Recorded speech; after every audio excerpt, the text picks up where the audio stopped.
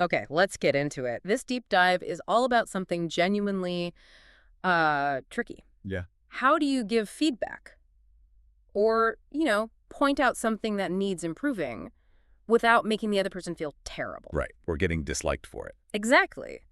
We're looking at insights from a specific source here that offers some techniques that honestly sound a little backwards at first glance. Yeah, kind of counterintuitive, but the reasoning behind them, it's surprisingly powerful when you dig in. That's right. So our mission today is really to pull out the absolute essence of these methods. What are they suggesting? How does it work? And the goal isn't just, identifying a mistake.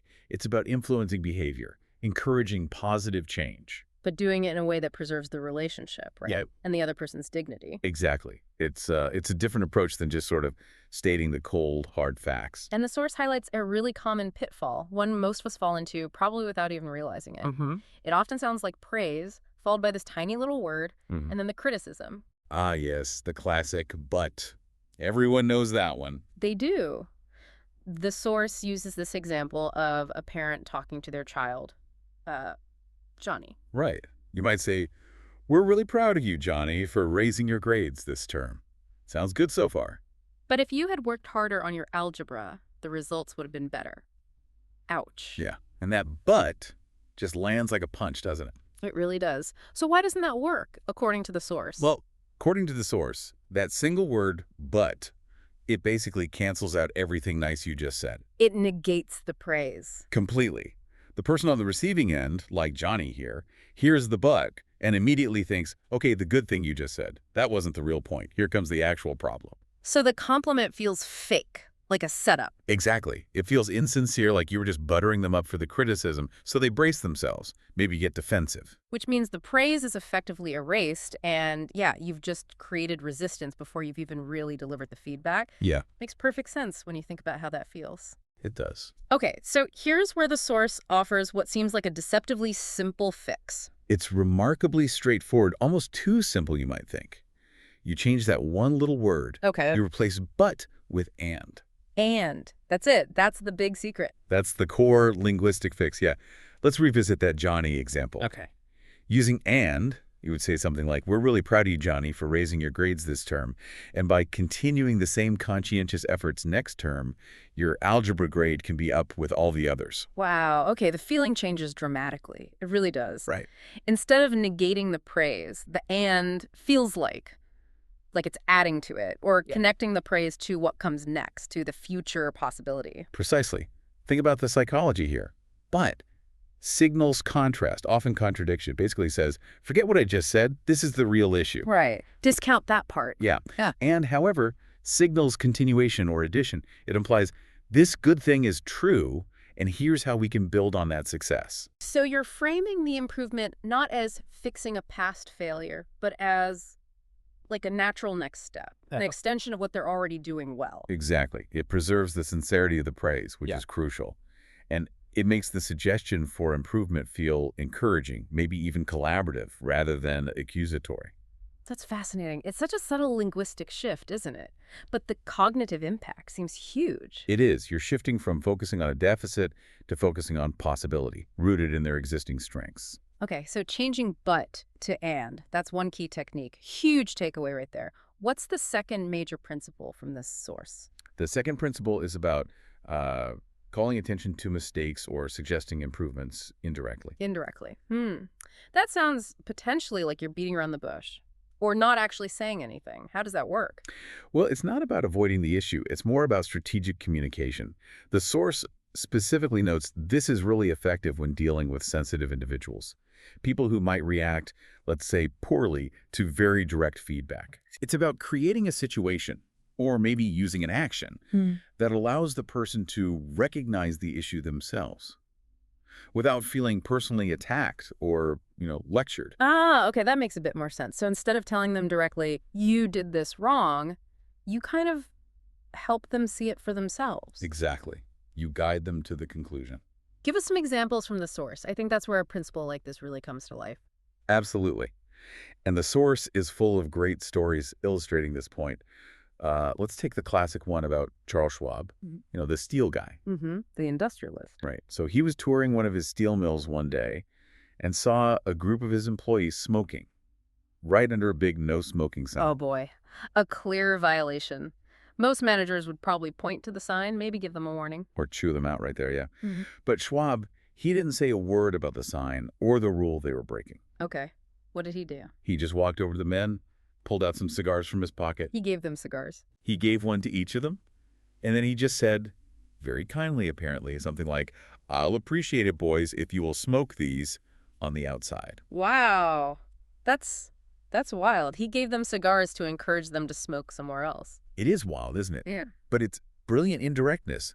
They knew he saw them breaking the rule. He didn't need to spell it out. Right. The context was clear. Exactly. His action, giving them the cigars, paired with the gentle request, it reframed the whole situation.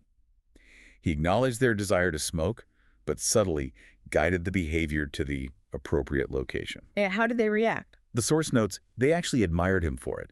He handled it with grace and respect, not confrontation. They got the message loud and clear, but without any resentment. Yeah.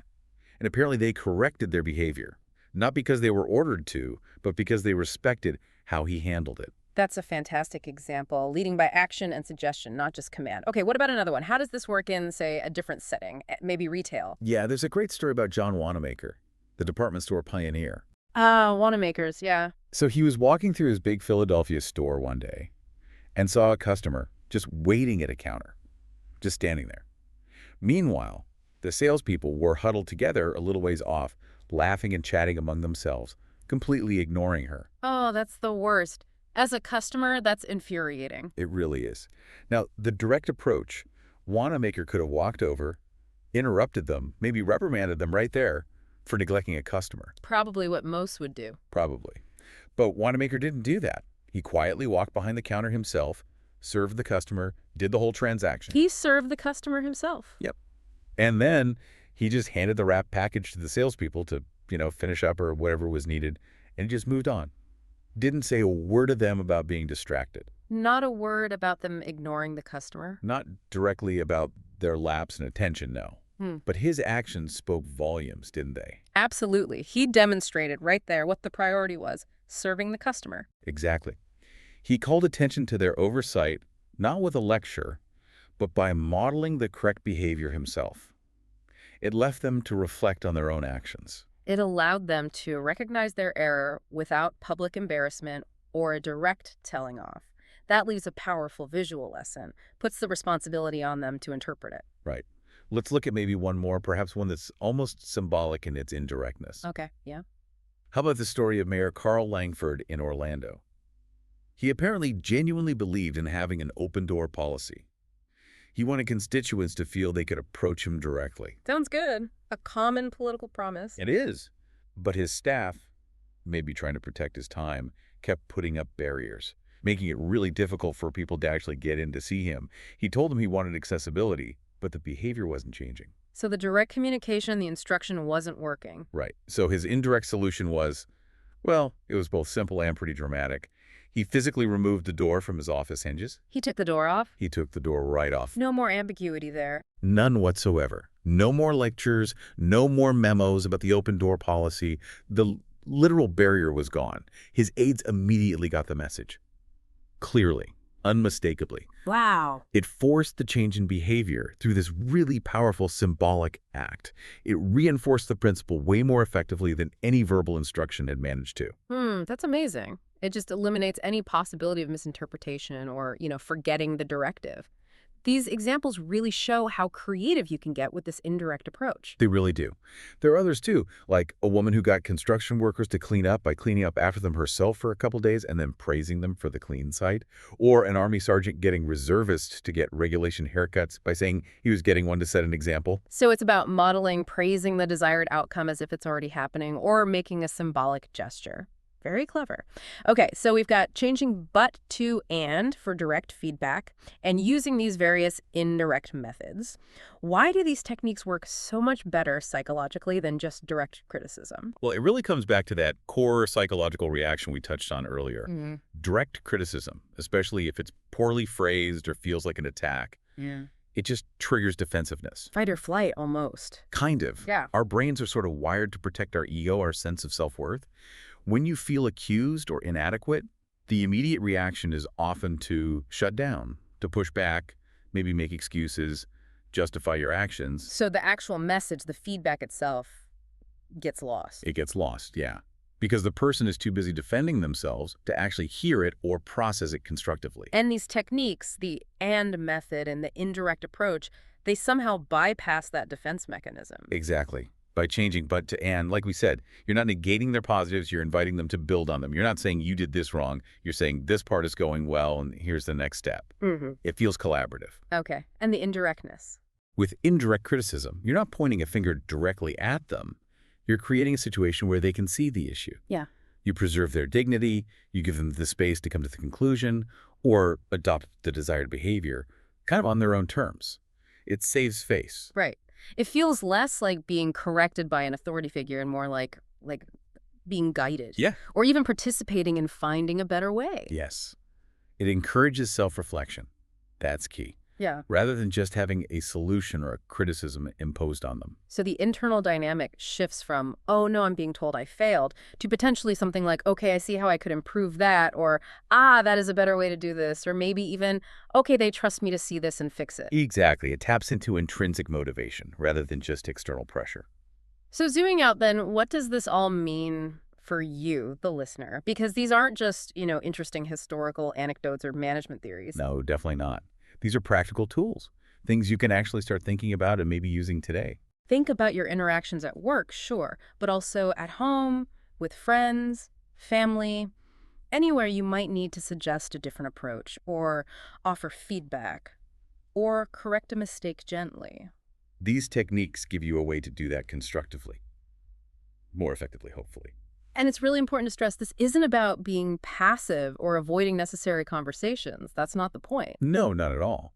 It's about having those conversations effectively Yeah. in a way that respects the other person, maintains the relationship, and actually increases the likelihood that positive change will actually happen. It's about influencing behavior without damaging morale or creating resentment. Yeah. Making the feedback stick because it wasn't delivered with a sting, like you said earlier. Precisely. You save the other person's face and you make it easier for them to hear what you need them to hear. So here's something to maybe chew on as we wrap up this deep dive.